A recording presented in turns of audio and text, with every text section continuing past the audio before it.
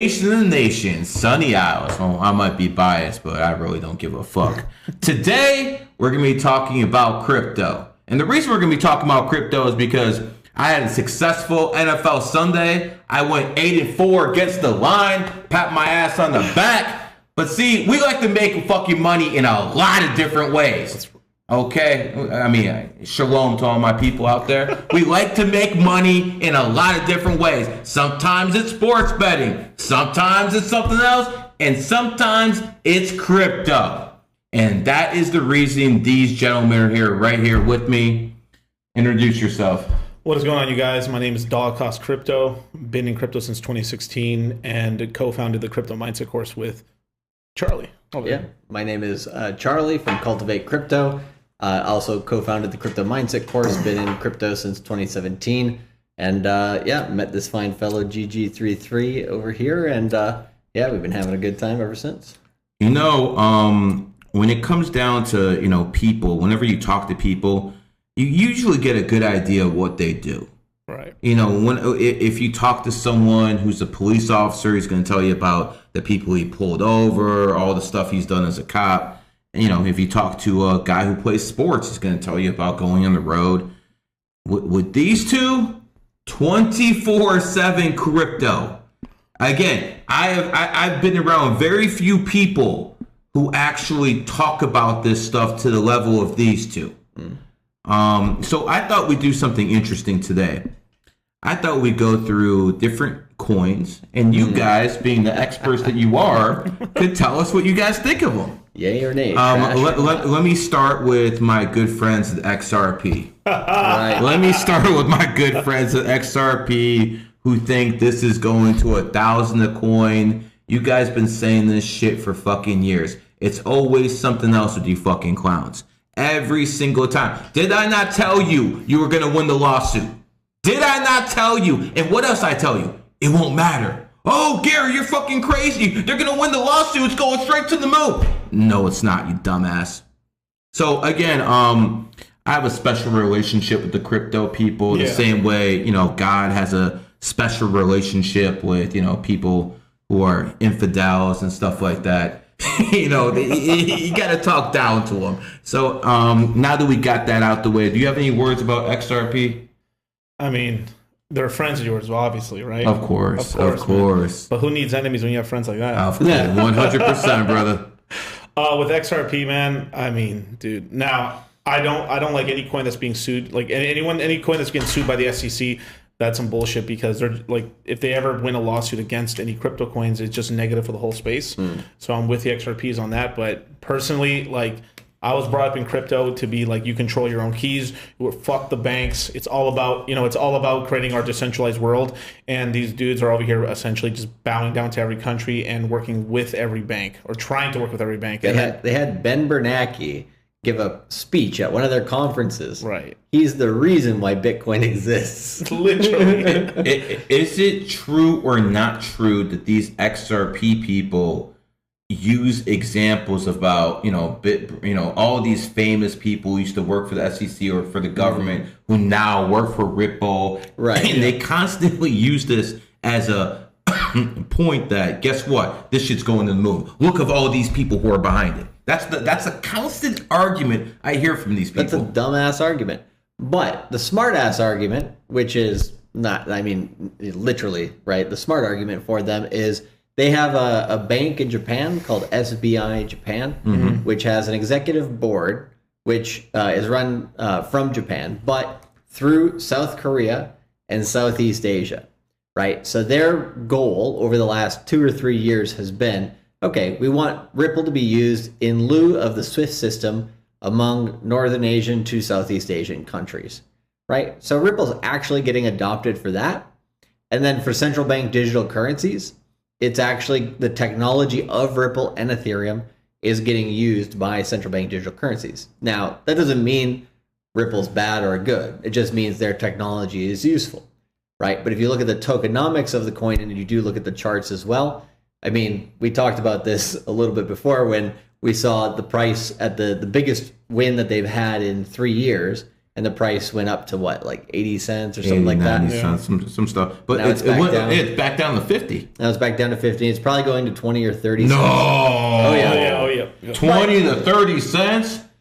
Oh my God. But wait a second. All these people say it's the next it coin. Well, here's the thing, right? The Ripple Asia has actually gotten Ripple to be used, but by Ripple getting used more, it doesn't necessarily mean the price is going to pump. Right. Right. So is that what they think it's going to happen?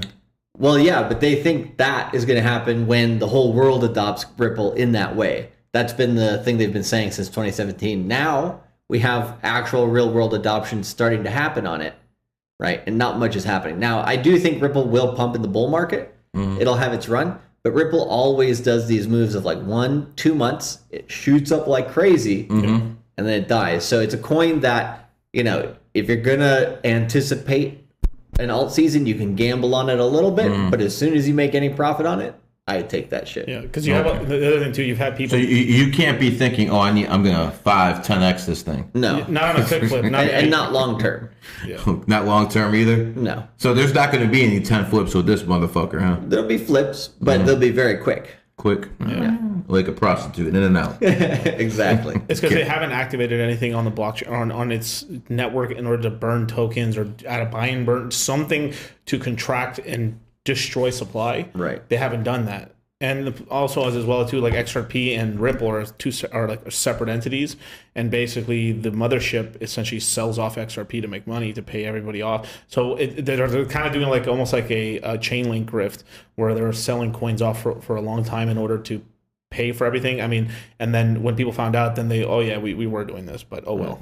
It is what it is. Kind of like when they said the vaccine, you know, if you get the vaccine, I can get COVID. Right. And afterwards, that doesn't matter anymore. Stuff like that? Yeah, basically. Okay, makes sense, man. Yeah. Okay, now that we got the trash out the way by XRP, let's talk about some real cryptos. What do you think is in Bitcoin's future? In terms of what? You know, what's the price? Give us a whole nine. So I'll give you my worst and best case scenarios for the next bull market. Worst case scenario, in my opinion, between spring to at latest November of 2025, right? Bitcoin's going to hit at least $81,000 in my humble opinion, right? That's good. New all-time high. If it hits that before 2025, timing is really important in this equation as well, right? So if we get a high, whatever the high is in terms of price, if we get a high before 2025 and we don't continue to go up in 2025, that's what we call a left translated 4-year cycle, meaning the high is before the 2-year mark of the 4-year cycle. The 4-year cycle just began here last November. So after November of 2024, if we don't continue to make new highs, right, then we're going to have a longer bear market than we've had pretty much in Bitcoin's history before. What are the percentages of that happening in your mind? Right now, I would call it a maybe 10% chance because it's never happened like that for Bitcoin. Bitcoin's usually gone into year 3 of the 4-year cycle, which would be 2025, as well as the last one was 2021. Right. And so it's unlikely, but there are, you know, a few aspects that could happen, right? If, like, for example, we had like a black swan event for macroeconomics and just everything got pulled down for whatever reason. Yeah. Exactly, a perfect storm. But anyways, going back to the main case, right? So 81,000 minimum. My highest price for Bitcoin in the end of 2025 is... So 81,000 is minimum. For me. Yeah. Okay. In my opinion. Okay. Based on Bitcoin's history, trend, and cycles. And that's a pretty shitty bull market. Okay, and what would you think would be the top then, if that's the top is about $160,000. 160,000. Yeah. And then if you want a mid-range one, it'd be about 105, 110, 115,000. Is it safe to say he speaks for you too? Yeah, on this, 100%. We agree on this one. Yeah. Let's talk about something you guys disagree on. Interesting. What do we disagree on? I guess we slightly have differences of opinion. Yeah. I wouldn't say we like vehemently disagree with anything in particular, but like Matic, for example. Right, Matic's one, yeah. Right, Matic is one that is getting adopted. Chart doesn't look too bad, right? I'm more of a chartist. He's more of a fundamentalist. You know, the ones that go and blow up buildings, right? But all jokes aside, 10-7. Anyway, careful, they got money too. Careful. I'm just joking, right? But you know, I'm TA, tits and ass, right? No, I'm joking. Technical analysis, right? So my side, I look more at the chart. And so with Matic, back in 2019, you could tell they were doing pump and dumps on their chart. So I was telling everybody at that time that it was basically, you know, if you were going to get in, it was kind of like Ripple at the time. Get in quickly when it's low, let it pump up, sell the fuck out of it, never return again. For the most part, right? But just over 2021, they basically started changing what they were doing, and they started becoming positive towards ETH, meaning they're going to latch onto Ethereum as a barnacle on that ship, and they're going to help Ethereum lower its fees by having people who can run Ethereum-based code on top of Matic, basically. So, for example, doesn't that leave a lot of room for potential criminal activity? No. No, okay. No, it just basically reduces Ethereum fees.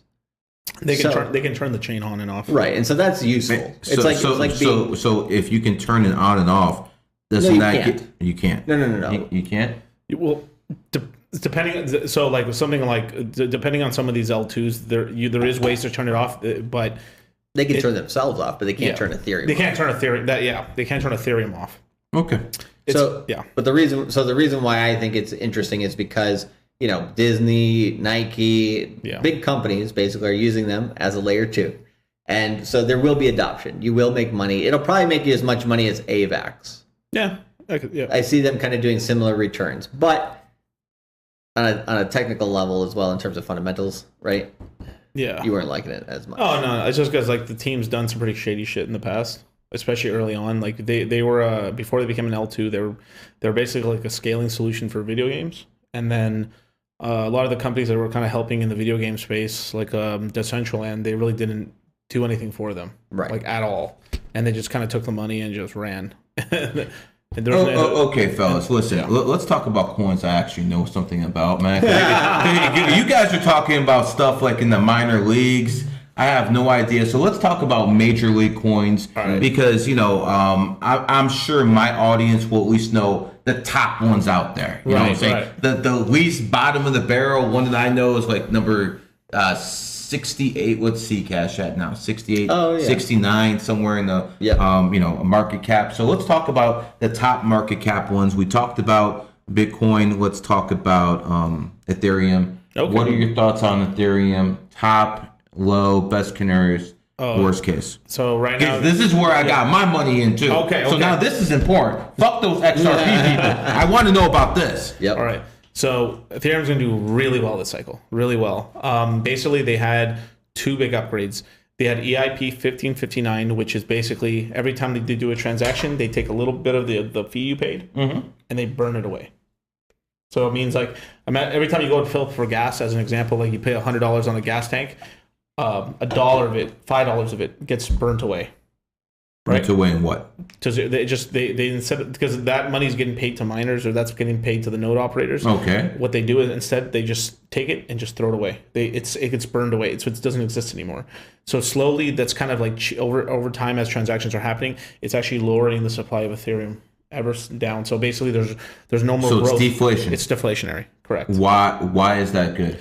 Less tokens means people have to compete more for the same token, so they have to pay more for each token. So it ends up driving the price up over time. Okay. So that's good. Has this been done on purpose? Yes. Absolutely. When was this implemented? What was it? September of last year, middle of September. Yeah. So has the price gone up significantly since then? It's doubled. Doubled. Okay. Doubled in price, yeah. So what would be the negatives of something like that? You do have a little bit more centralization because it's going from the proof of work to proof of stake. So proof of work requires more people, like miners, basically. Proof of stake only requires you to take your coins and say you're not going to move them. So you put them in a smart contract and you lock it for a certain period of time that you agree upon. So the miners have to solve an algorithm, spend computing power to get Bitcoin, right? Whereas Ethereum used to work like that before last September. Now all you have to do to get the Ethereum reward is have a lot of Ethereum and lock it up.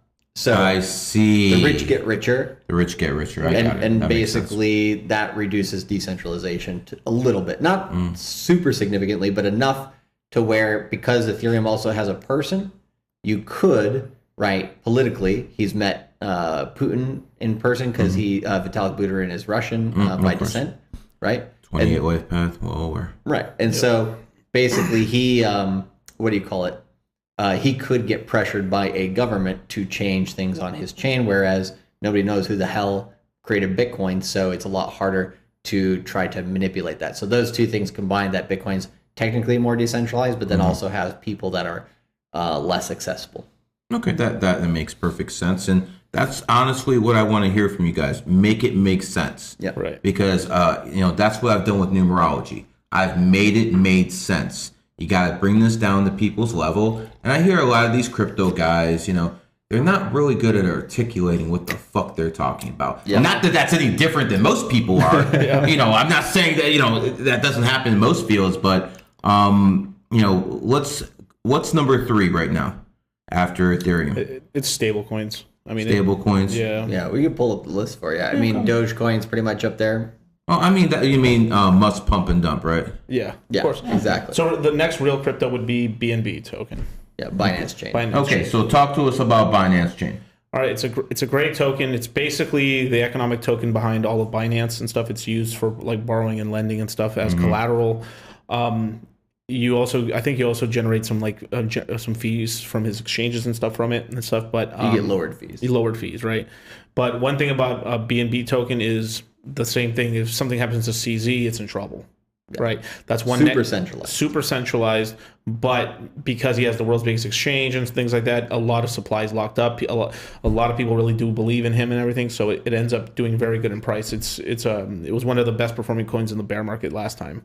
It didn't drop that much. It didn't even drop that much this time and stuff. Yeah, it's holding up pretty good. Are you a buyer? Is this something you recommend people hold in their basket of cryptos? I've held it in the past. I've traded it, so it's not a bad one. I would say it's going to return just as well as Ethereum. At least it's done that in the past. Yeah. The only way I can see Binance the BNB token doing really, really well, because it's going to perform as much as Ethereum at least. It's like, what's the point of buying anything other than Bitcoin or Ethereum if it's not going to outperform it by a good chunk, right? Right.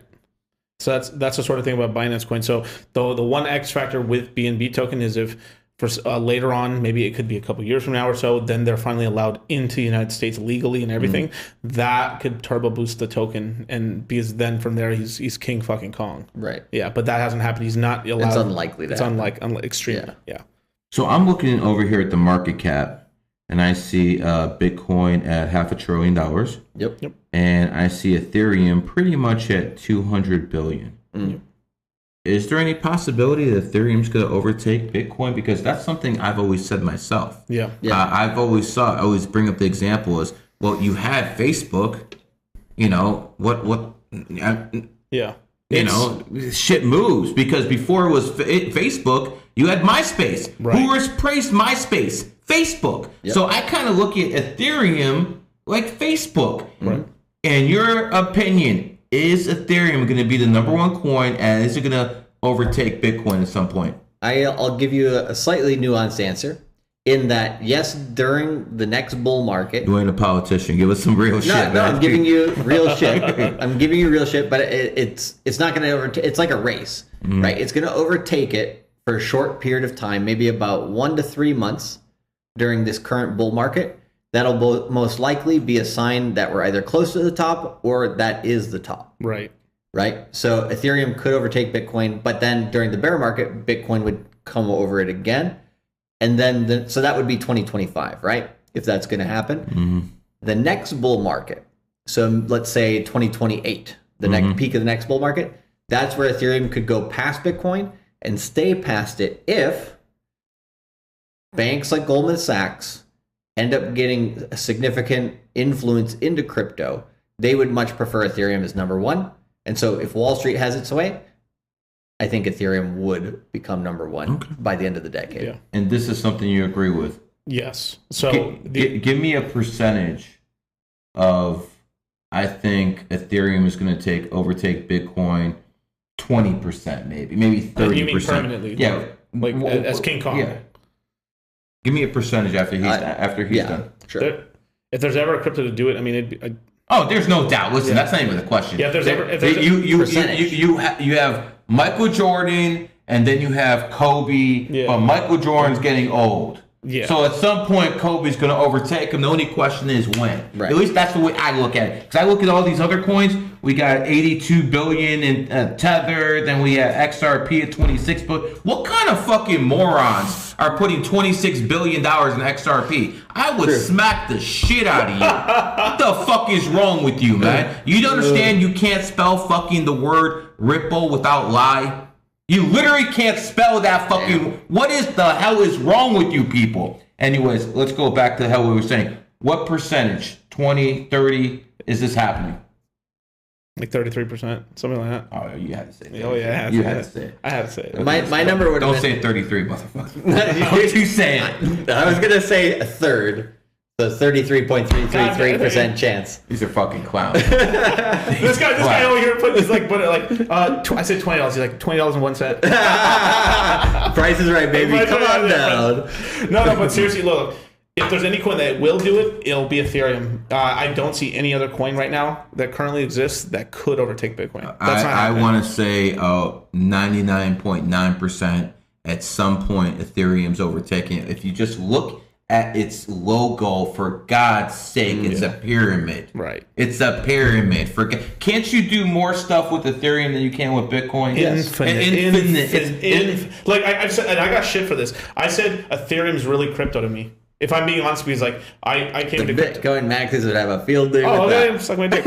Suck my dick. I don't care. No, I love more it. Bitcoin than most Bitcoin maximalists. I know, it's hilarious. But here's the thing with Ethereum, right? Like if I came in 2016, I bought Bitcoin, I bought Ethereum, and I bought Litecoin, right? And throughout where DeFi and everything, all the stuff that we're using right now in crypto, all got created around, I'd say, August of 2019, but didn't really come into usefulness until about, I'd say, March of 2020. Since then, all the DeFi stuff, all the stuff you've seen with Uniswap and Synthetics and Aave, Chainlink, I mean, everything we're using, bridges, all of it was created by Ethereum. Bitcoiners created 0% of that. Now, well, you can say Bitcoin created Ethereum. It was, let me get to it. I mean, it's a 0 to 1 moment. So BTC was a 0 to 1 moment. But before Bitcoin, we didn't have cryptos. There wasn't anything that, you couldn't have scarce money on the internet. Impossible. Yep. Then Ethereum was created. They really just created this whole ecosystem where then you're able to take the Bitcoin side of it, which was you can't multiply, you can't really copy the main token itself, and then you're allowed to put other contracts on top of it and create this whole world. And now everyone's just trying to make a better Ethereum, but they're having trouble with it. Right. Yeah. Wasn't Solana supposed to be the Ethereum killer? Oh, yeah. Well, you know who was helping to fund Solana? Sam Bankman-Fried. Oh, of course. Yeah. And someone in the comments, right, ARW33, he said Bitcoin has ordinals now, so they're moving closer to what Ethereum can do. Yeah, because ever so slightly. But you want to know something funny? Vitalik Buterin, before he made Ethereum, he worked for the Bitcoin magazine, which was the main publication. He also he applied to Ripple too. Yeah, he applied to Ripple. They rejected him or something. I can't remember. But of course they reject the genius. Of course Ripple rejects the genius. Of course. Big L right here. I mean, but basically Vitalik went to his editor and went to all the people in Bitcoin telling him the ideas he had to scale, or hey, we can add this to BTC. They said no to him. Right. And then he says, fuck this shit, I'm gonna do it myself. Right. And then now, I mean, essentially they created their own worst enemy. Right. And then if you look at Solana, right, that thing, what did it take to fucking take Solana down? All you had to do is just overload one server. Right. Right. And then Solana crashes. Shout out to the sleuths. I mean, Solana's number 10 here on market cap with $7 billion. Yeah, it's going to come back and do well. Yeah. It's such there's so much VC money that wants it to succeed, they're gonna pump and dump it again. So, do you believe Solana is something people should hold? So it's something that people can use to gain more Bitcoin and Ethereum. So the way that I call my channel is Cultivatecryto, right? So what does that mean? That means you use you want to compound your coins, right? So if you want to compound your Bitcoin, there's going to be times where Solana outpaces Bitcoin in the bull market for 3 months or 6 months. Mm-hmm. Bet on it for that period of time, and then take your profits back into Bitcoin. Then you increased your Bitcoin, you won. Okay. Let's go to another coin. The one slot above Solana, Dogecoin. Wasn't this some kind of fucking memo that was created, and Musk decided to, he basically decided to see how big his dick was, to see how big he could fucking pump this up. So isn't this coin? He almost got it to $1. Isn't this coin basically a joke? Elon Musk is. So, it's a joke coin. It's a meme coin. It's a meme coin. It's on purpose a joke. But here's the thing with like what does that say about crypto? If you're telling me the number 9 market cap, hold on. What does it say about the dollar? Okay, we can go there. We can go there. But I mean, the number 9 on this list. You guys just said that's a whole joke. I agree with you. Musk just fucking created that shit out of nowhere. Right. He didn't create it. He just adopted it. You know what I mean. Right. He pumped it up. He pumped it up. Yeah. I mean, talk to me, guys. What the fuck? So this is his. I'll tell you what he says. He says, the way the universe works. This is how literally what he says. Like the way the universe works. The crypto that could probably win. I mean, it would be something you would never expect, and it would be a total joke. And that's how I found Dogecoin. So I thought that was pretty funny. So wouldn't that be a funny world if we all use Doge for money? You know what? We might have autonomous vehicles, right? Driving themselves, paying themselves in Doge, and then going fueling up their own tanks with Doge. Like, how ridiculous is that? Yeah. But I'm gonna short the fuck out of that coin. Once it pumps I'm gonna short the fuck out of that coin. The fucking first 3 letters of that coin is dog, and next year is a dragon year. Fuck that coin. Fuck that coin. And I'm shorting the shit out of it. And then the next year after that is Elon's enemy year. So we got 2 years in a row we can fucking get this fucker. All right, I like it. So Shiba Inu is gonna win then. Is that the one Carlos is in? Carlos who? No, I don't think so. But basically, here's the thing, right? So Shiba Inu, right, is the same thing. Dogecoin is, what Japanese Shiba Inu is the dog that Doge is named after, Which just died. Yeah, the dog actually died. The dog actually died of cancer. And then, so that's not a good omen. That's not a good omen, right?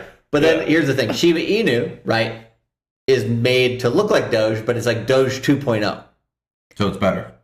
It's a bigger joke. Oh wow, very impressive. But so it's ridiculous. But if Doge doesn't succeed, the last one that did extremely well in the last bull market was Shiba Inu. So if that basically thrives, that would be kind of funny. Yeah. Okay, let's go to more serious stuff. USDC. Okay, that's United States dollar coin. It's created by Circle. It's basically cryptos. I guess what the United States likes. It's their premier stablecoin. It was made. Circle is a company that's pretty much banked by J.P. Morgan, and there's a lot of big VC interest in Circle now. So that coin is like what we use to take profits in. Same like Tether, right? But Tether, Bitfinex. But these are the big 2 stable coins on the market, and all they're used for is when Bitcoin goes up really high, or when an altcoin shoots up, I just sell it into Tether or into USDC, and I have cash. Yeah, 100%. But the problem with these coins is they can stop them completely, and if let's just say for some reason they deem you a criminal or something, they can take your stable. Who can take your stable coin? Circle. They can freeze the accounts. Why would they do that? Well, because they're a centralized entity. Like those coins aren't really crypto. They're they're centralized entities. But so it's the government. Yeah, I mean, basically, Circle is. Circle basically is a shill for the government. Secretly, but it's going through J.P. Morgan and Coinbase. Yeah. So J.P. Morgan, it's got their hand in it. Got their hand in it. But Coinbase is one of the actual backers that backs Circle. I see. And J.P. Morgan and why is it that because again, this isn't my field house. No, that's perfectly fine. Yeah. So again, why is it that they can shut you down and take that coin, but they can't do that with Tether? They can't. They could. So now with but it's less likely. Like let me find a coin example, right? Okay, like Matic, right? Matic. Like Matic, the coin on so when a coin's built, an actual coin is built, a decentralized coin is built on top of Ethereum. It can basically, you can't stop it. But they built this coin with the ability to be able to be stopped. They programmed it in. So most of these coins don't. So what you're saying is they have a car, but they can hit a kill switch. They have a kill switch. Okay, I get it. I see. You gotta understand terms. Ethereum doesn't have a kill switch. Neither does Bitcoin. Now we can get into serious conversations. Right. Which one of these fucking coins have a kill switch? Bitcoin can't. No. Ethereum can't. Tether. Yes. Tether has a kill switch. They could. Okay. XRP, I'm assuming is no. No, doesn't have one. Okay. BNB. Maybe eventually, when they actually do have that full network up and running, there will be kill switches, but could be. But as of is right now, no. Most other coins don't. Okay, so it's mainly USDC and Tether. Yeah, those two that have kill switches. Yeah. Oh, okay. Is there any others? Not on the top 10 list. I mean, not on any of these lists. Like Solana, that actually does have a technically. Yeah, Solana definitely does. They can turn it off. Yeah. Solana, okay, so that's 3. Solana could probably do a lot of things that you just told me 3 of the top 10 coins have a kill switch. Yep. Well, yeah, but the stable coins, you wouldn't really count them in the top 10 because they're not, like he said, they're not really crypto, so they're more like just useful utility. Yeah. But a lot of people do use it. Oh, yeah. I mean, I have most of my shit in USD. As a matter of fact, when I told everyone to dump their fucking crypto December 2021, I just fucking put it all in the USDC. Yeah. And you know, I was only pissed one time about that. March of this year, when USDC went down to 90 cents because the fucking bank collapsed. Yeah, right. Now, Silicon Valley Bank. Yeah, let's go back to that. Sure. How likely is something like that to happen again in the near future? Where something like Tether or USDC starts going down 10-15%. The only major thing I could see is since they're holding a lot of government bonds, it would be if the United States government defaulted. It would have to be something crazy like that, because basically what they do is when there actually is main websites on this thing where you can take your cash. I can take $1 million to Circle. Then they take my dollars and then they give me $1 million of USDC. They then take your dollars, a portion of that money, they end up buying bonds with it, mortgage-backed securities, basically anything cash-like. They call it cash-like assets. This is what banks say, but they're basically holding treasuries. And it sounds like a scam. Not well. This what?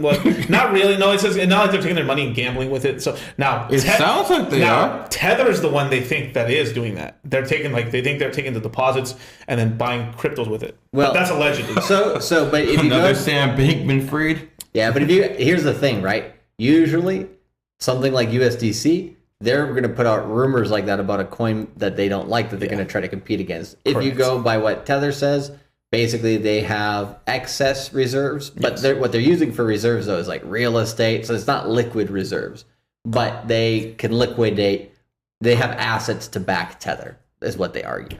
Are they operating under the assumption that their holdings in crypto are going to go up a percentage certain year, and they're gambling against that? Because that's how some people get in trouble. Right. They're not doing that, or at least knowingly. No. Right. There's nobody doing that. Do you trust USDC? I do till I do. He started a little there, bro.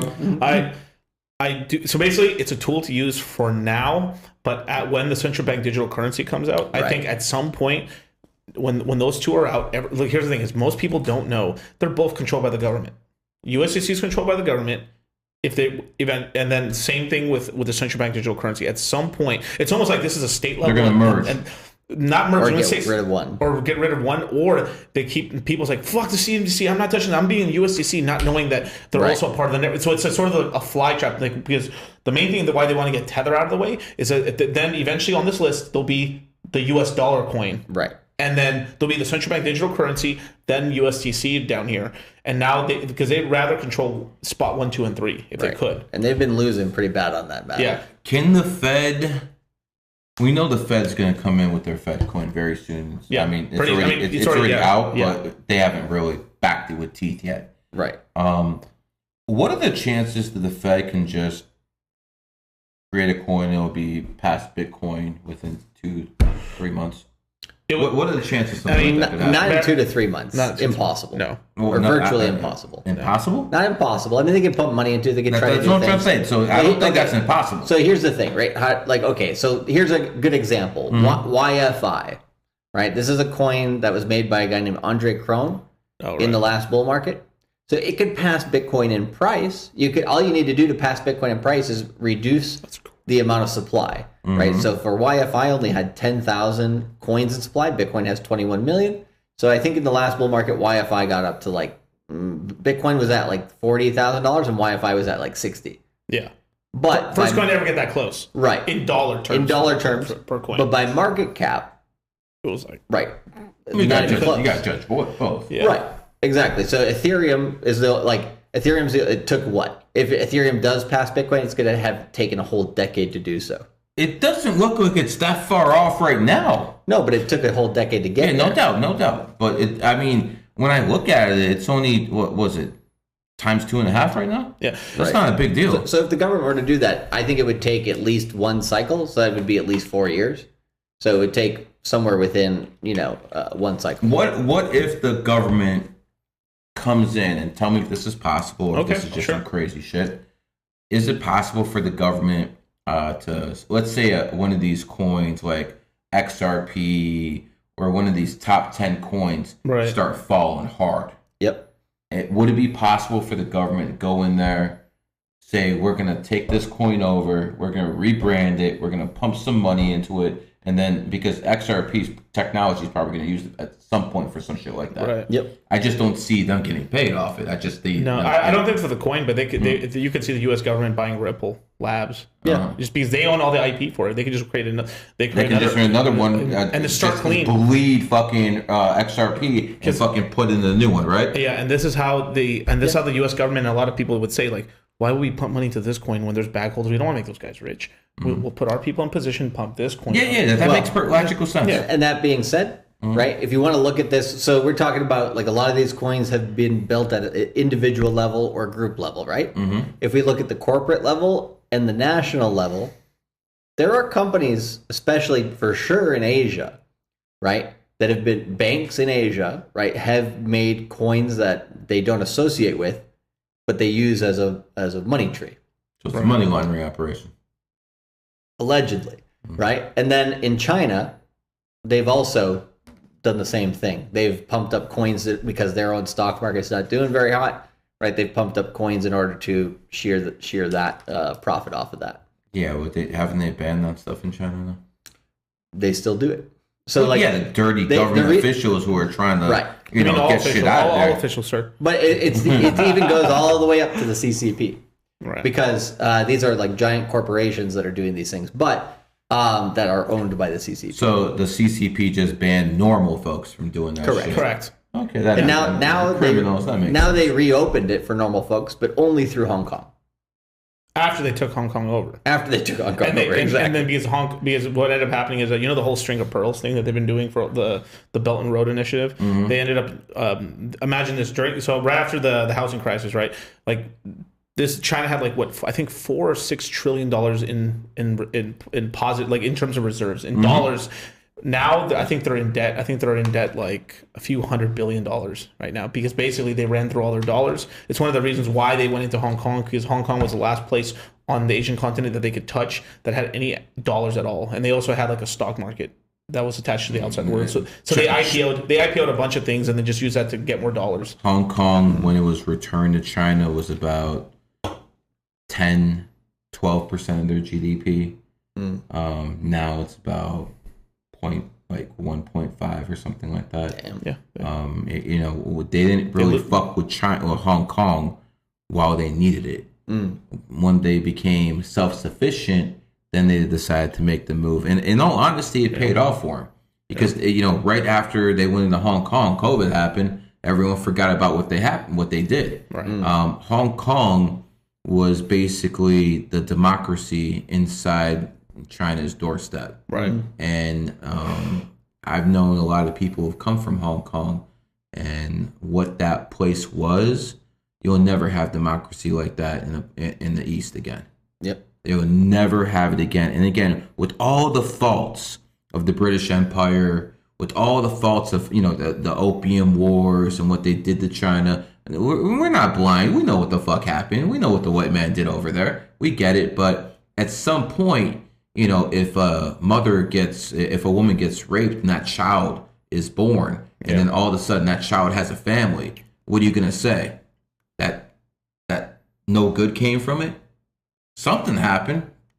person's a better person than me to have it, but it is what it is. Yeah. So people have to look at, you know, the good and the bad and everything, at least in my opinion. Yeah, 100%.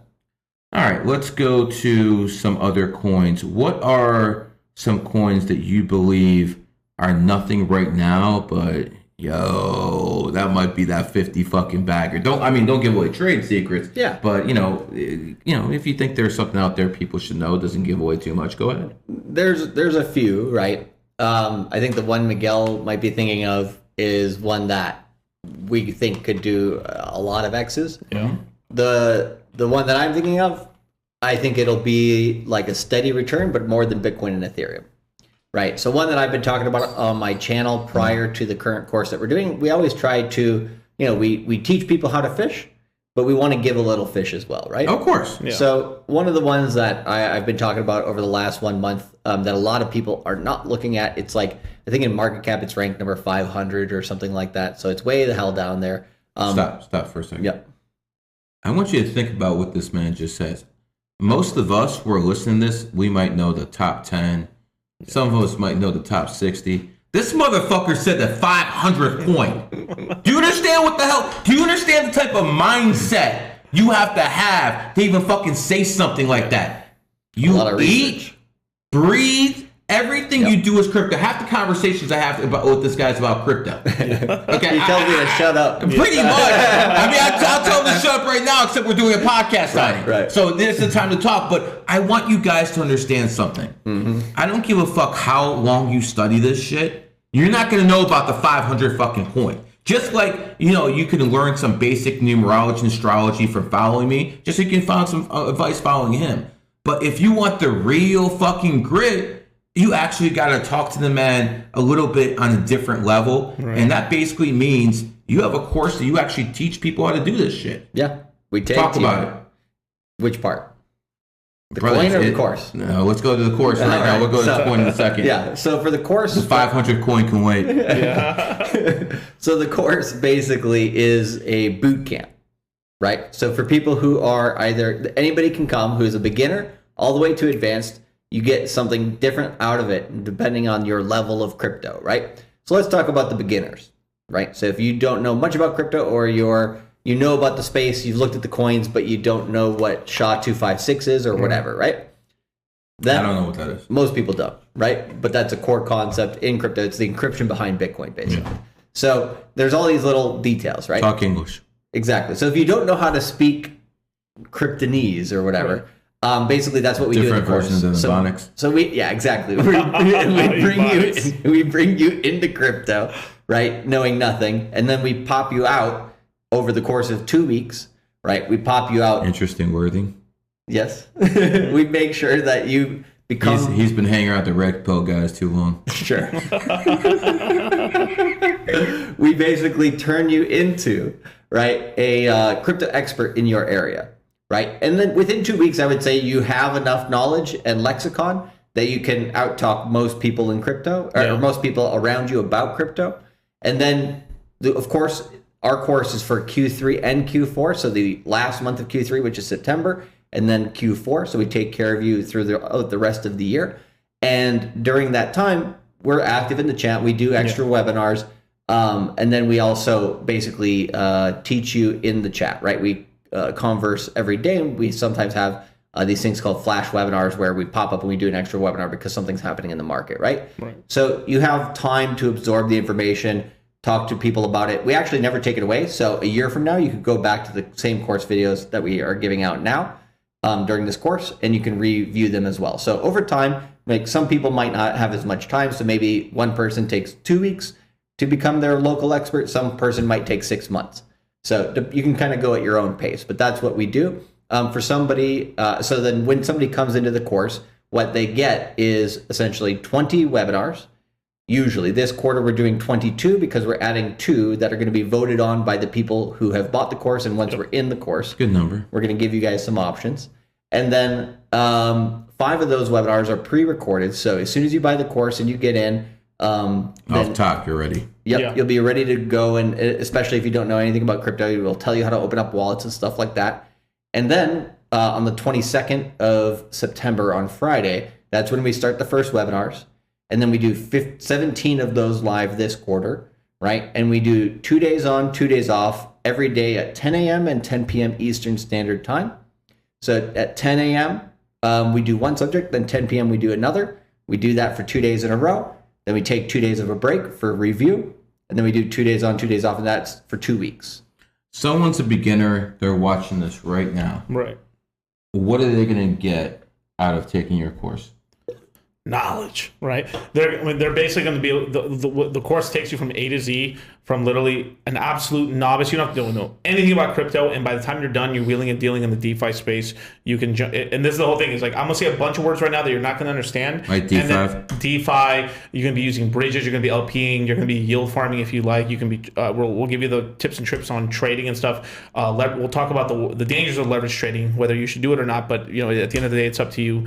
But we're gonna take you from complete novice to intermediate. Anybody that tells you, "Hey, take my course and I'm gonna make you an expert in 2 or 3 weeks," that's lies. But we'll get you to intermediate. We've onboarded and we've helped out. And there's a difference between being a I could probably turn you into a numerologist in about 2-3 weeks. I can learn, but I'm not gonna get to your. But there's no way I'm gonna get to your level.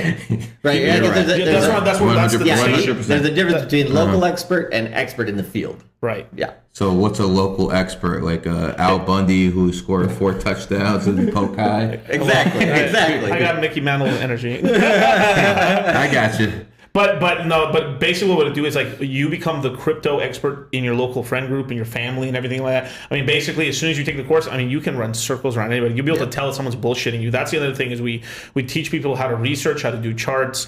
I mean, everything. So if you're talking to someone and they just sound like they're talking smart, like some people we know who actually just sound smart, but they're not really smart. They just sound smart. No names. They just sound smart. Let's see if people can figure it out.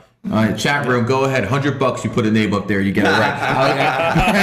Okay, you might get it right with a couple of names, you know what I'm saying? But you'll be able to know if someone's bullshitting you. Correct. After taking your course. 100%, absolutely. Your bullshit meter becomes a finely tuned machine of destruction. Like it. I mean, the tuning fork that is your soul will know the bullshit and the grifters. You'll be able to part them out like this, like magic, like air comes out from the like shit comes out from their fucking mouth. Like that's what happens in the crypto mindset course. Sure. And not even just that, the fucking money you can make on top of it. I mean, look. We put people in position so they're able to DCA, dollar cost average, and you know they're able to dollar cost average into crypto at these low prices. Because right now we're in the risk-free zone, the risk-free money right now.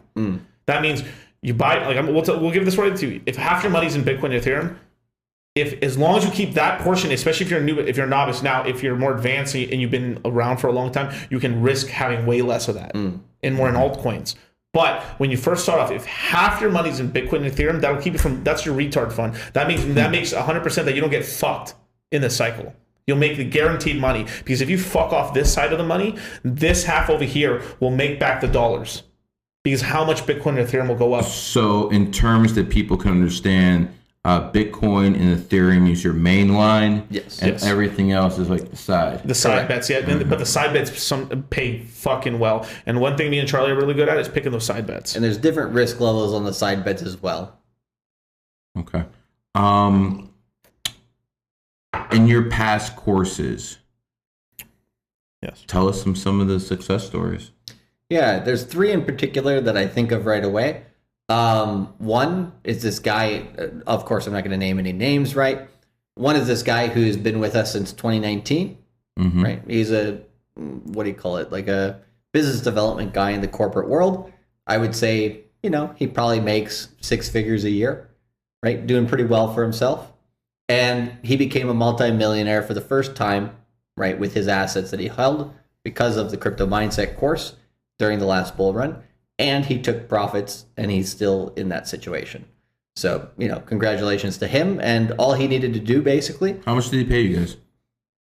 He probably paid us in total. He's probably took a few courses, like 3 or 4 courses with us, plus a couple consultations. So maybe he's paid somewhere between like $4,000 to $6,000 or $7,000. So between $4,000 and $6,000, he gained the knowledge to take $100K. And the flip into 7 figures. Yes. Yep. Multiple 7 figures. Multiple 7 figures. Multiple 7s. Yeah. Now, sometimes when people say things like this, I like to ask them a question themselves. So you've made people into millionaires. Yes. Are you at least a millionaire yourself? Of course, multi. Are you a millionaire yourself? Multi-millionaire, yes. Okay. Because, you know, no, I'm being dead serious, No, man. Because there's people out here who fucking start running their mouth. Yo, I turned this guy into a millionaire. I turned this guy, and they don't have any money themselves. And I'm like curious how that fucking works.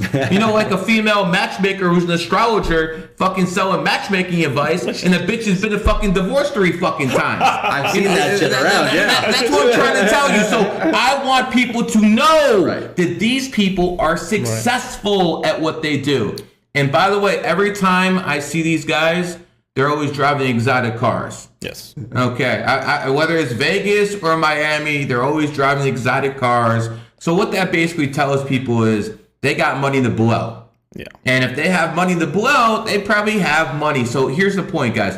I'm not going to bring people up here that I think are conning you. Right. I have people in GG33 who've been giving my group members who signed non-disclosures crypto advice, but never have I had people who I'm backing publicly. And I'm telling you, if you actually get in their crypto courses, I believe there's a very, very high chance you're going to get a lot more out of it than they do. And what I mean by they do, what you pay them. You're basically doing this course for $9.98, right? Yeah. Yes.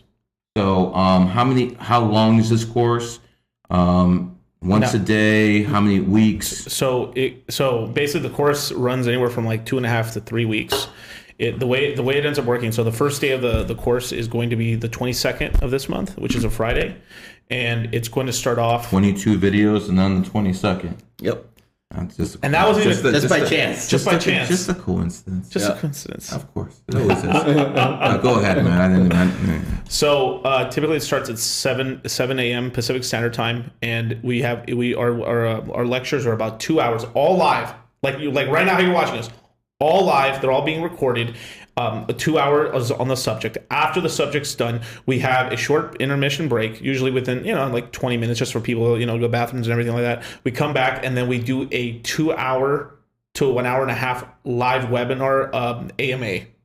And people can ask us anything about the webinar. We usually stay on topic with the webinar, and then afterwards we usually have sort of an hour, maybe 30-minute non-recorded where people can ask us wild shit, a lot of wild stuff things that they want to ask us about that's not recorded, and then even if it's not about crypto. Well, I mean, we'll listen to it. It'll be like crypto adjacent. Otherwise, we mute them, and if they keep doing shit, we do basically say you're gonna have to take a time off for today, bro.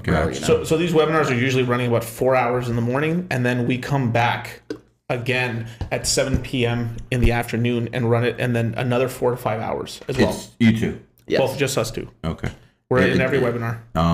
Is someone doing more webinars than another, or are you guys always doing them together? Always doing them together. Tag team. But then team. we do have guests come in, right? So industry guests. We have, for example, I'll tell you about the 500th coin in a bit here, because I think there's still some people waiting on that, which is important, right? But XRP. we have one of those developers that may come into the course. We have coins that haven't come out yet. Yeah. Companies like that want to come into the course that we're buddies with. Basically, we're never taking payments under the table for any of these coins or any shit like that. And if we never have. If we ever did, we would tell you, basically. Okay. Because we'd be legally obligated. Isn't it by law that you have to tell people if you're promoting something? Correct. Yes. Okay. Have you guys ever pumped and dumped the coin? No. Hell no. Fuck no. Okay. Yeah, I can say that with the most certainty ever. And one of these things is... Have you been offered money to pump and dump a coin? Yes, of course. How much?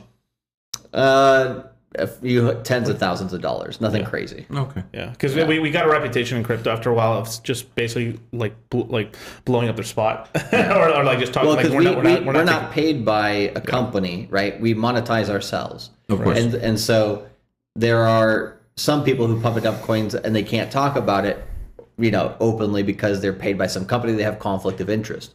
For us, we make sure that we don't take any money from crypto companies so that we can talk whatever shit we want about anything, so we can, because the reason why I started my channel was in 2019 or 2017 in particular, when I looked at crypto Twitter, because that was more popular of a social media than YouTube was at the time for crypto. and you had They didn't like me in 217. Oh yeah, why? Because I told them the top was coming. Oh yeah, well. Exactly. Well, and you had a lot of people basically counter trading each other through Twitter, right? They basically it's a psyop against psyops. Yeah, they would try to get you off base, basically to steal your money on a pump and dump. And I just thought that was wrong. Yeah. And so I was like, well, what if I did the opposite? What if I just go on YouTube and tell the truth about crypto because nobody else is, right? And that's what we do, and it's been pretty damn successful. Definitely. And I will say this, so what happened to you about telling the top happened to us. We say, hey guys, we're getting out of this coin, we think something's wrong is going to happen. The amount of shit me and Charlie got for telling people to sell Luna before it blew up, oh my fucking god, dude. We got shit when we were saying it, and then we still get shit from people, you know. But you were right. Yeah. Yeah, no, we were right, but they're delusional and retarded. When it comes to money, people get very interesting, right? Very weird.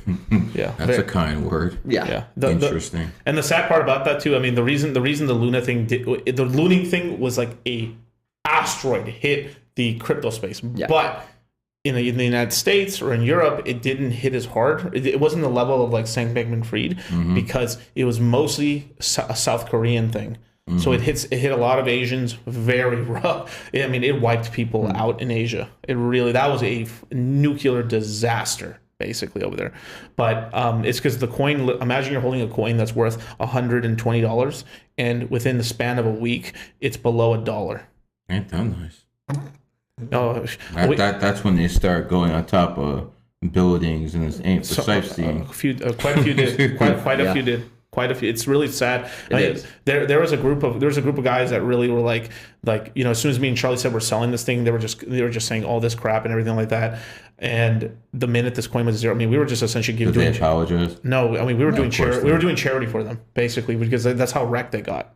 I mean, it was like, what are you gonna? It's like someone dropped a fucking Nagasaki on them. What are you gonna do? Like you're gonna kick a dog. You can't kick a dog when it's down. Like it was just there was people in there. Like it's super sad, but like we warned them and they just didn't listen because the guys running those groups were just fucking off in fucking. Well, we even told those guys in particular that about 9 months before it happened. Yeah. Yeah, we told, this is possible, and they're like, nah, it's not possible. It's got it can do it desperate. We can make money on it, but you gotta get out. You cannot have your fucking life savings. So these people, the thing is, they get a winner and it rides pretty good. What ends up happening is they're making so much money on the daily, or they're making so much money on this coin in terms of their net worth that they just forget where they're at, and they don't know that it's what happens. Why, like, we teach all this stuff. It's because like a lot of crypto is basically human psychology. And of course numerology, of course, but it's imagine like let's see him do that another show. Pressure fit tomorrow. But what's it called? That people have what ends up happening is you buy these coins. These coins become like poker chips or $1 poker chips, and what ends up happening is that you're still moving around like they're $1 poker chips, right? Like you're on the roulette table, just putting these giant stacks down on numbers. Like, oh, this is total shit when it can go to zero. Who cares? Let's see what happens. But you forget these $1 poker chips have turned into $100 poker chips or $25 poker chips or $50 poker chips. And then by the time you look back and after it crashes, you're like, wait, I wasn't playing around with $50. Dudes, I was playing around with $50,000. And this happens because people get into these really low cap coins. Some of them are more bullshit than other ones. Other ones are like, oh, this can actually has a really, and Charlie will talk about one right now. And they go from 5, 10, 25, $100 million, they go upwards of 10 billion, right? $25 billion in market cap. And it turns into massive amount of money. I mean, life-changing money. And the amount of people that I had to yell at, especially during 2021, I had to yell at so many people just to sell. Like, people, I mean, there's guys, like, there was a guy we helped out and stuff. I think I told you about this one, Charlie. He was like, he had made $13 million from crypto. He was living in a homeless shack. Like, but this is what happens is you because you're in this mode and you have to. How the fuck do you open up a computer screen, see 13 million, don't fucking cash some out and start fucking living a little bit better? Right. I don't get that shit because I know plenty of people in 2021 who are telling me, "Yo, Gary, I'm a millionaire. Yo, Gary, on the low, I got $1 million. Yo, Gary, I'm set for life." Sell. Oh no, the honey badger don't give a fuck. That's what I kept hearing. The honey badger don't give a fuck, and I'm like, what? I'm like, isn't it common sense you want to sell half of this shit? Yeah. You know, so and he didn't sell half of it either. But like I had like a big brother talk with him. I was like, here, you need to sell this. I got him to sell 25% of it. Like that was tough. And I made him move into a brand new apartment. I made sure he got better food. I literally, we wrote a list out for him because he was just like living in like, imagine like it's a bed and there's food everywhere. I mean, it was just like he was just a recluse living in there. And the thing, he did the work, he paid attention, he made the money, but we had to give him a little bit of slapping too. And then he finally got his life a little bit more together. But it's just, that's what happens is like some of these guys are just they get on this one track and they're on this. And they, by the time they look up, they like life passing by, or they're not making right financial decisions. Raised by single mothers. Yeah. Well, I didn't go into that far with him, but I don't know, maybe. Yeah. Yeah. If you can't make a tough choice, it probably boils down to that, bro. Yeah. It's Well, there's people that don't know proper risk management at all, right? Yeah. We basically give people a risk management webinar. Hey, here's exactly how to hedge your bets so you don't lose much money and that you can gain way more. That way you basically win. And you'd be shocked how, like, we tell people, if you do not watch this webinar, you will probably lose money. And you'd be shocked. That's a good way to get people to listen. Right. And then there's still some people who don't watch the risk management. So Charlie, webinar. you just told me not to watch a webinar, right? Right. And that's the jokes we end up making. It's like, so Miguel, you told me not to watch this webinar, right? That's great. Yeah, correct. No, but we have learned, like, this is the thing is we just like with the psychology we use on cryptos and the bees, we're kind of not just analyzing the coin. Like, it's like I'm in fundamentals. So mine is figuring out what this coin does, how it operates, token supply, emission schedule. If that doesn't make sense, of course, you're going to figure all that stuff out. And then from there, a big part of it is that me and Charlie are looking at the type of group or person that the coin attracts and seeing what is the flavor of their psychology and how do they act. Is it a really shilly, is it YouTubey, or is it very recluses? Like what? It's almost like we're almost looking at what type of number, what's the majority number of this coin? Like this coin mostly attracts 4s or 5s. And that's kind of what we're kind of doing a little bit, and it's just looking how it acts. Yeah. When I hear you guys talk, I always try to, give an analogy of what this sounds like.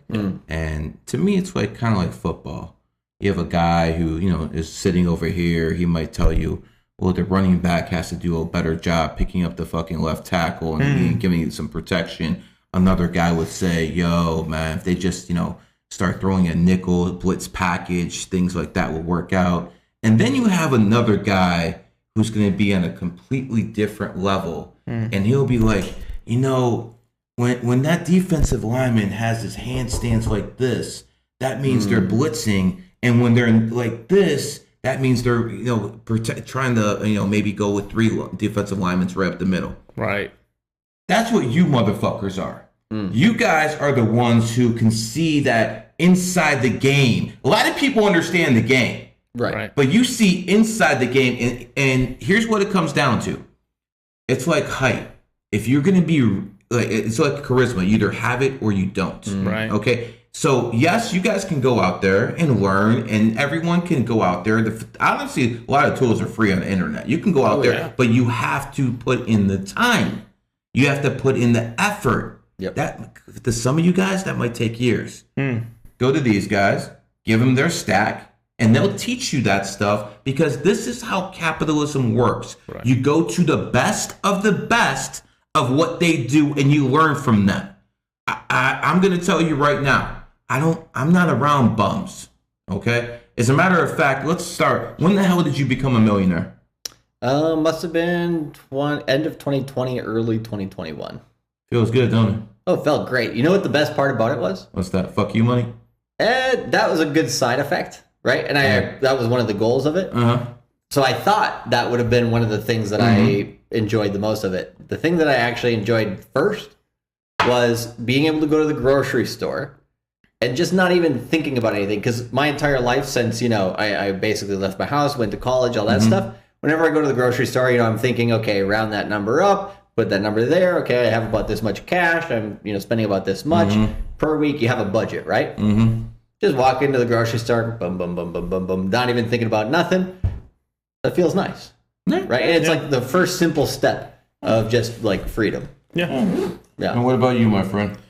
I became a millionaire for the first time in early 2020, and it kind of like Charlie said, you basically, it's just what ends up happening during the pandemic. During the pandemic, yeah. So when everyone else was fucking losing money, when everyone else didn't know what the fuck was going on, you two were taking advantage of the situation, buying that fucking Bitcoin at the bottom at 3-4 and riding that shit all the way up, right? Yep. Yes. Here's one stat that's interesting.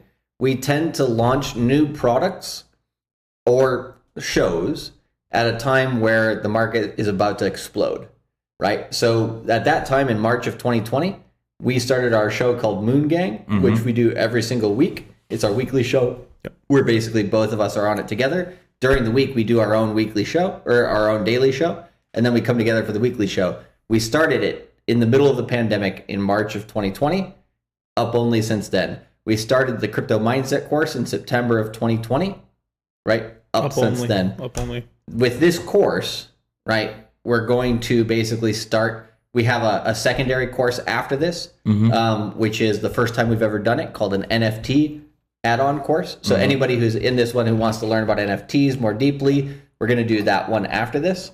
And that's the first time we've done this one for NFTs. And right now, everybody says NFTs are dead. There's no use case for them. They're pieces of shit. You should never touch them. You disagree? I very highly disagree. And so not the ones that you've seen, right? The Bored Ape Yacht Club, all that shit. Yeah, that's worthless. Yeah. Absolutely. The ape? Yeah. It's The shit. Justin Bieber one? Yeah, that stuff's shit. But, like, for example, the first... Gary Vaynerchuk pumped it up, too. Right. They did a pump and dump. It's information. Go look. Go find it on YouTube. You'll find it. Yeah. But one of the first use cases for NFTs is actually real estate. Yes. Right? So there's actually some companies that have used NFTs as ways to show, hey, you have a contract here or you have ownership, right? Kind of like a ticket, right? So those actual utilities of NFTs, I think, will start to come out in this bull market, but you're going to get people gambling on JPEGs again too, right? So, yeah, there's different ways to look at it. Definitely. And then, I mean, I'll give you guys one free nugget right here, man. This is legit right here. Right. 500 coin? No, not the 500 on the NFT side. There's one NFT that's going to do some fucking numbers. Donald Trump came out with an NFT. The Donald Trump NFTs are going to do really well because we're going into election. They're dirt cheap right now. They're going into an election cycle. Those are going to pop. They were actually made by Donald Trump. December 15th, 2022 is when they came out. Mm-hmm. What's good about that date? I was actually really upset with him that day because he said he had a major announcement that he said it was going to be NFTs. I was a little upset. I was a little upset about him that day because he literally said I have a major announcement. And December 15th is like a special day for me. Yeah. Because that's the first day I went to the White House. In December 15th, 2020. So I'm thinking, oh, hell yeah. This dude has a major announcement the same day I went to the White House. Let's see it. And I listened to this conference.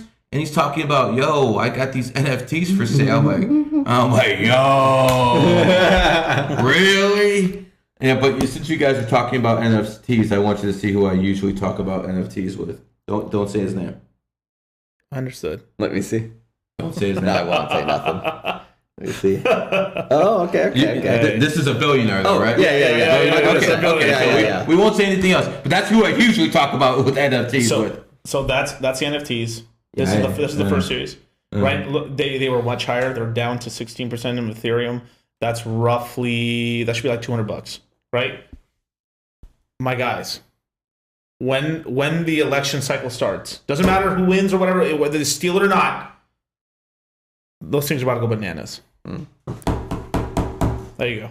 Okay, so that's your freebie to folks.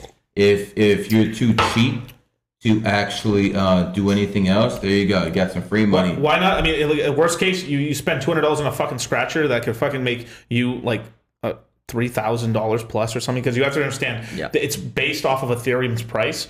So imagine it's 16% of Ethereum. It goes to half an Ethereum, and then Ethereum goes $10,000, $12,000 plus. You're talking about $6,000 now. From like a couple $100. For a couple $100. Sounds like a 30-to-1 parlay. Not bad. Sounds like it to me too, man. And now, where do I buy the Trump? OpenSea. Yes. OpenSea, and you have to buy it on Matic, how we talked about. I don't like Matic, but so let me talk about that Matic thing. The one thing reason why I'm kind of negative about it is because outside of the beginnings of it, it's because there's now a real competitor for it now, which is Coinbase has made their own L2, which is called the Base protocol. Now, if you go out to the world, right, and you say, hey, would you like to put your company on Matic, or do you want to put it on Coinbase? Most people will only recognize the name Coinbase. Right. And that's the thing. And then on top of that, it's on the NASDAQ. So it's on the stock market. So that's one of the reasons why, like, one of the big moats that they had was BizDev. They were really good at onboarding big companies. That means, like, I'm Pepsi. Hey, Pepsi, we'll help you out. We'll make the whole website for you. We'll do this. We'll do that. We'll make your whole product line. Boom. We make sure it works flawlessly. We'll make sure payments work. Let's go. Now they got Coinbase there. Coinbase can now do the same thing. So now they have competition. Doesn't mean they won't do good, but there's now a little. It's like it's nibbled a little bit off of its moat's kind of gotten half taken away now. Right. But still, it can still do pretty good. But you buy a Trump NFT on OpenSea, and then on OpenSea, you take your Ethereum, and then there's like a little bridge thing that you can transfer the Ethereum to Matic, and then from there you can just buy. It turns the Ethereum into Matic NFT. And if you don't want to talk about crypto mindset, join up. But from there, then you just purchase it, and then it's in your wallet on your MetaMask, and you're good to go, man.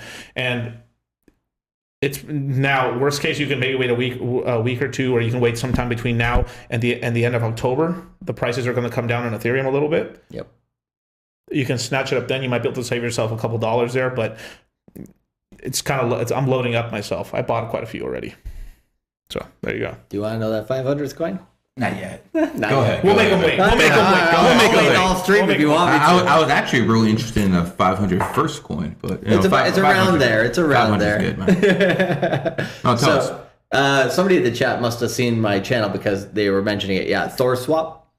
So Thor Swap. There's Thor Chain, but that's different. Yeah. So Thor Swap. Essentially, even if you don't know what it is, its price right now is around 18 cents. Right, so my price for it is as long as you're buying it under 30 cents, you can hold it for anywhere between a year to year and a half to 2 years max from now. Sell it at one of those 3 times, you'll make more money. It'll go from, if you buy it under 30 cents, the reason why that's good is because if it goes to multiple dollars, which I think it will, then you've made more than a 10x on it. I think at the current price is under 20 cents, you can make somewhere between a 15 to 35x, maybe up to 40x. Over the course of the next 1 to 2 years. I like when people talk about that 40, 30x. Those are fucking parlay numbers. Yeah. I like that. All right, guys, as we start wrapping this up, I want to ask you a couple questions, a little different. I have seen crypto, and especially 2 groups. We already talked about the XRP, so I'll leave them alone. They're like a dead animal on the side of the road right now. When it comes to Bitcoin, I've literally seen that's people's religion. Yes. Right. I've literally seen everything that happens about Bitcoin, every little bit of news. They'll tweet it, they'll pump it up. This is going to happen. Look at this, look at this. Everything in their life, everything they think about is about Bitcoin.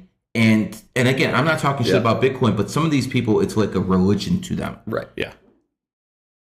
What would you say to people out there?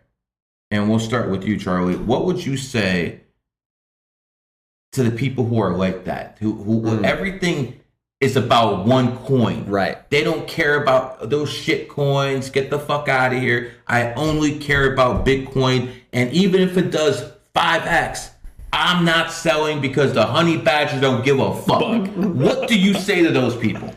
I would say Ethereum is going to do more X's for Bitcoin in particular, right? Yeah. Because that just pisses them right off.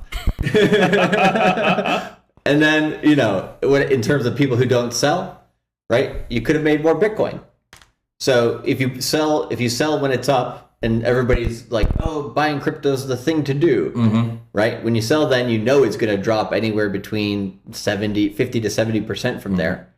So just why don't you sell? Pick it up when it's dropped 50%. Now you have more Bitcoin, right? That's what cultivating crypto is. So at the very least, Bitcoiners should be doing that. They should be cultivating Bitcoin, right? And also what they should do to cultivate more Bitcoin is they should take some of their Bitcoin put that bet on Ethereum, let Ethereum outpace Bitcoin because it's younger, and then use that Ethereum to buy more Bitcoin in the future, right? So they can still have the coin that they love. They can compound that as much as they want. But why wouldn't you use the other tools in the space to do so, right? And this is something we call being coin agnostic, right? Which means we'll make money with anything. I'll make money with fucking Ripple. I'll make money with Doge. I'll make money with Bitcoin. I'll make money with coin number 512, whatever, right? Right.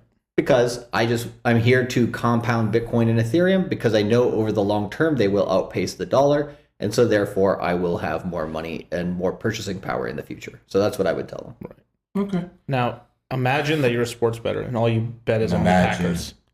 Just imagine. I know it's hard for you, but like, but imagine that you're talking about straight bets. But like, imagine that all you would do is bet on the Packers. That's kind of what's going on. So like, crypto is a crazy sort of thing where we've mixed up a religion with a football team. Right. That's what happens to people. People naturally, because so you've been to Pittsburgh. Never had to go, but you know, it's this kind of crazy thing where, you know, it ends up being like, most people either end up treating it like a sports team, like their favorite, like let's go Raiders, to like all hail Bitcoin, Padre, Hijo, Espíritu Santo, Amen. You know, it becomes their religion and stuff. And because for a lot of these people, a lot of people make some good money off it, and it's just like, wow, this thing's awesome, so you watch it, right? Other people, it is their only hope out of poverty. It really is for some people, like, because so some people that just don't have any business sense. They lack social skills, but it is their hope and stuff like that. And then a lot of people, you know, and Bitcoin's a good coin to hold. So over time, I think they'll win with that. But it becomes this whole thing because a lot of people in crypto, especially if they made most of their money off of one coin, they get this smugness. Because obviously I was correct. So I mean, I am the most intelligent person on this planet. These retards don't hold Bitcoin. They're lesser than me, and then it ends up being this kind of a very weird, like a very weird sort of mental thing. They thought that in 2021, didn't they? Oh yeah, they did, sir. Yes, they did. They think that every time. These are some of the most arrogant people I've ever met, and that's why it's very important, you know, when people are actually teaching about crypto. Again, I'm no expert here, man. I just call tops and bottoms. I'm no expert. Still good though. Well, I mean, I am a numerologist. That makes me an expert at almost everything by default. You know, except, you know, what am I? Let me think. What can I do based off numerology? What can I do? That would take a long time to think. No, what can't you do there? That's what I'm trying. What can I do based off numerology? I guess it ain't gonna help me. No, it'll help me to do that too. I'll get back to you guys on that one. That's a long discussion. But when you look at people who are in this space, make sure they're not fucking in love with one girl. Right. Make sure they're not in love with one fucking bitch, because then they got emotionally involved, and then all of a sudden they want to sell, or they're saying no. You want people who are logical all the time. These two gentlemen have pumped my head with more fucking crypto talk in the past fucking 5-6 hours that I really care to think anymore about. But here's the point. They're really, and I'm sure I'm the same way with numerology. Like, just shut the fuck up already with your numbers. Trust me, I get it, guys. I really do. Make the picks and hurry up. Come exactly. On. I get it, man. Actually, that probably work out better sometimes. But what I'm basically trying to tell you is you want people who are unemotional about it. I don't give a fuck who I bet on that week. Yep. I don't give a damn. See, there was a time where I used to be a Cleveland Browns fan. I know. There was a time where I used to be fans. I have no fans anymore. I'm GG33. I don't give a fuck what team. The team I bet on today is the team I bet against tomorrow. Why? Because I'm logical about this. Right. And in any space, you want people who are logical. So again, I've heard it for fucking years. Gary, let me in the GG33 gold. I want big houses. No, you're not getting in GG33 gold. That's 22 fucking racks. And that's a service I provide for the people in gold that got the top people in crypto. Yep. But see, they're not out here going to teach you how to put stuff in a wallet. They're just going to make calls. That's what my people do. They just make calls. These individuals are doing what you've been asking me to do for years. Gary, how do I open a wallet? I don't give a fuck. I don't know that shit. I got other people doing that shit for me. Okay? But you, as a person, might want to know exactly how to do it. You, as a person, might want to know every single in and out of crypto. Go to them. Yep. Go to them. I already vetted them. There's been plenty of people I talk to who know these people.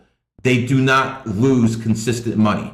Yes, everyone loses sometimes, even I lose. But they are winners, okay? I know what a winner is. They are winners. So again, if you want to learn crypto, go to them. I put the link on my Twitter account. You guys, if this is what you want to do, then you want teachers. Just like if you're in numerology, why the fuck would you go to anyone else? You got to go to me. Right. That's how it works. That's how everything is done. I'm telling you, with crypto, go over here. Or give me 22 racks. You might get in GG33 gold. And maybe if you pass the interview, you can talk to Big House. Until then, I think you're better off with 998 than these guys. There you go. Good stuff. And there's a couple questions in the chat, right? Like, can you pay your credit card with Bitcoin? Can you buy groceries with Bitcoin? Actually, the answer is yes. Yeah, you can. But you have to. But should you? Well, I bought my. Okay, I'll give a short story on that. But yeah, you have to. There's like, it depends on who accepts it, right? So there's a lot more people accepting it now. So in most places, it is possible. One story, I guess, is when I was living in Tokyo, right? There's a store. You've been around. Yeah, I was living there for about 10 years. Good times. What does a white boy do in Tokyo? I was nothing but trouble. Well, first, I went there in my mid-20s to have a good time, party, all that stuff, right? So I was an English teacher, easiest job in the world. But I was using that to travel, right? And then I ended up becoming a headhunter / corporate recruiter. So helping basically Japanese domestic companies find international talent to expand overseas, or Japanese talent within Japan, or foreign talent within Japan that could, communicate basically outside of Japan for them, stuff like that, right? And help hiring everything from IT support to CEOs. So that's what I was doing before. You would help hire CEOs? Yeah, the last company that I hired a CEO for was actually the last position before I quit, which was a company called TeamViewer. So you would hire someone who essentially would be your boss? No, CEOs for my client's company. I was Gotcha. A headhunter basically is just making sure, guys, because I know I get that question. Right. Just making sure. Like an agency. That makes sense. Right. But no, so speaking about that, there's a company there's a place called Bic Camera in Tokyo. It's basically like a Best Buy, but they also have like home supplies, all that type of thing, right? And so you could basically go buy groceries there, you could buy alcohol there, you could buy electronics there, you could buy ramen there, and you could live off of Bitcoin because they accept it at the cash register, right? I used Bitcoin to buy my computer, which I started my YouTube channel on. Right? I think it cost me at the time about a quarter of a Bitcoin. So when Bitcoin gets to $100,000, that computer is going to have cost me $25,000. You can't think of stuff like that. But, I mean, I built my whole business on it. I built my whole YouTube channel on it. So, of course, that investment has paid off. Right? So, but I wanted to see if I could do it. And then I wanted to see in the future, would that bet have paid off? And it did. Right. Yep. So you can use Bitcoin in different ways. It's just you have to figure out who will accept it and then which way you want to use it. Yeah. Okay. But I typically tell people don't use it to buy stuff, right? It's more like buy stuff with the profits when you finally sell out and take some profit, you then convert some of that into dollars and then send it to your bank account, and now you have money.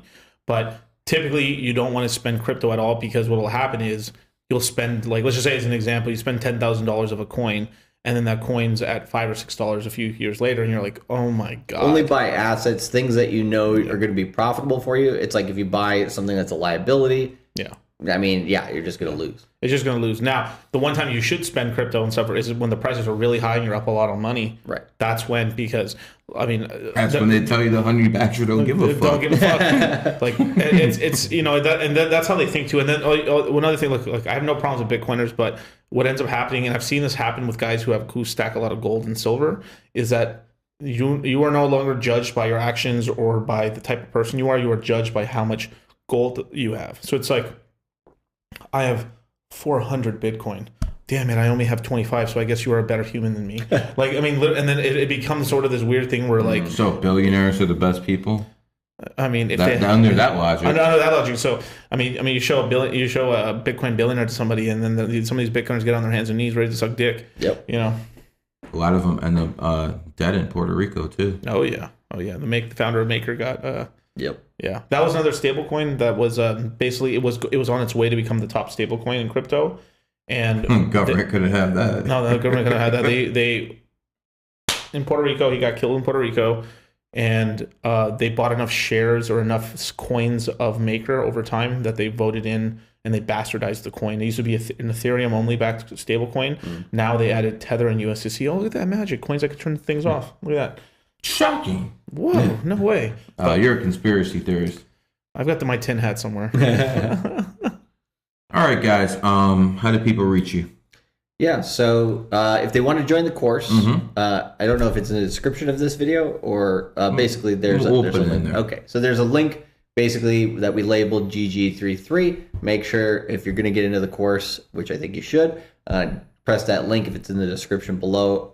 Then there you go. If they want to find out some of our free content, I did do an interview with the CEO of Thor, or not the CEO, one of the developers and core developers of ThorSwap. So if people want to learn more about that, Miguel's got some videos too. So if for mine, come over to cultivatecrypto.com on YouTube, Instagram, Twitter. Pretty much every social media platform is the same name.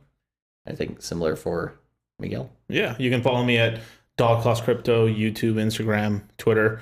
And best place to give me a DM is probably Twitter. And yeah, man, like we're gonna be doing all kinds of shows and stuff over time. But as soon as Tuesday rolls around and stuff at midnight, we're off of YouTube. We're gonna become fully committed to educating our guys and teaching our guys. And the only way to reach us is basically probably if you can hit up GG, but good luck with that. But it's going to be only if you take the next crypto mindset course. We have a lot of people in there already, and you only got a couple more days. So I'm gonna do something. Yes. When one of my guys sign up for your course, I'm gonna throw in GG33 Academy for a month as well. Nice. So anyone who signs up for their course will get GG33 Academy for a month as well. That's probably the best deal you can get when it comes to knowledge and knowing how to make money. Yep. Just make sure when you do it, you click the link that you've provided them, and then the link says, it says Crypto Mindset Course Q3 GG33. Yep. People will figure it out. Yeah, I'm just making sure that let's update it. Don't worry about it. Yeah. Anyways, guys, it was a pleasure doing this. I've done this in Vegas a couple times with you. Yep. Now we're doing it in Miami. God knows where else we're gonna find each other. But at the end of the day, let's make as much money as possible. And fuck the government. Peace. All right, cut it off.